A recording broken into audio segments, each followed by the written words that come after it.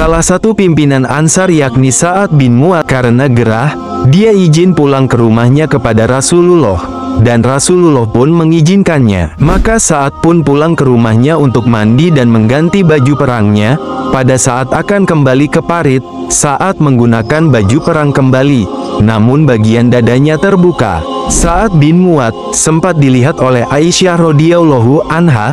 Kemudian Aisyah berkata, "Aku khawatir baju tersebut membahayakannya, karena bagian dadanya terbuka." Pada saat Sa'ad bin Mu'adz tiba di lokasi parit, tiba-tiba ia terkena anak panah musuh pada bagian dadanya, yang membuat Sa'ad terjatuh dan berdarah. Lalu para sahabat membawanya kepada Nabi Shallallahu Alaihi Wasallam.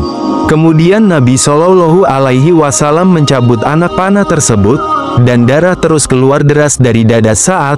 Maka Nabi Shallallahu Alaihi Wasallam memanaskan besi, lalu menempelkannya pada luka Sa'ad bin Mu'adz, dan akhirnya darah pun berhenti mengalir. Beberapa saat dari pengobatan tersebut, tiba-tiba lukanya Sa'ad kembali mengeluarkan darah. Lalu Nabi Shallallahu Alaihi Wasallam melakukan pengobatan yang sama. Namun karena terus mengeluarkan darah, maka Nabi Shallallahu Alaihi Wasallam memerintahkan para sahabat untuk membawa Sa'ad ke Masjid Nabawi untuk dirawat. Dan pada saat dia dirawat, ada satu wanita yang diperintahkan oleh Nabi Shallallahu Alaihi Wasallam untuk menjadi perawat, bernama Nufailah radhiyallahu anha.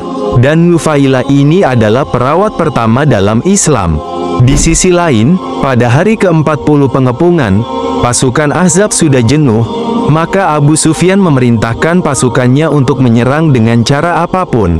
Maka mereka menyerang dengan secara massal, dari seluruh penjuru parit, dengan cara melemparkan anak-anak panah tanpa henti, dari pagi sampai malam.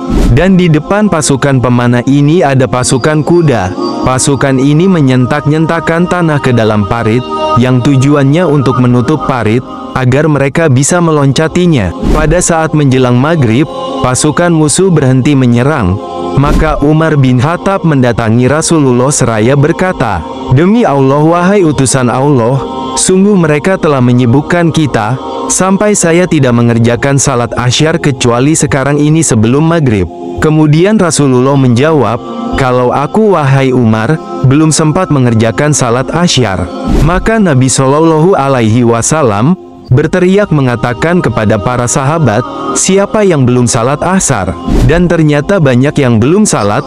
Maka Nabi Shallallahu Alaihi Wasallam mengimami mereka salat asyar sebelum salat maghrib. Setelah selesai salat, pada malam itu Nabi Shallallahu Alaihi Wasallam berdoa dengan mengatakan, "Ya Allah, tutupilah rasa khawatir dan aurat kami, jangan sampai musuh berhasil menguasai kami.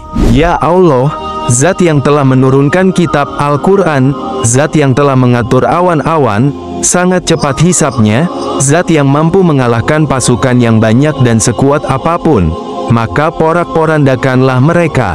Dan doa ini diijabah oleh Allah Subhanahu wa Ta'ala, yang diawali dengan masuk Islamnya Naim bin Mas'ud, salah satu pimpinan Quraisy.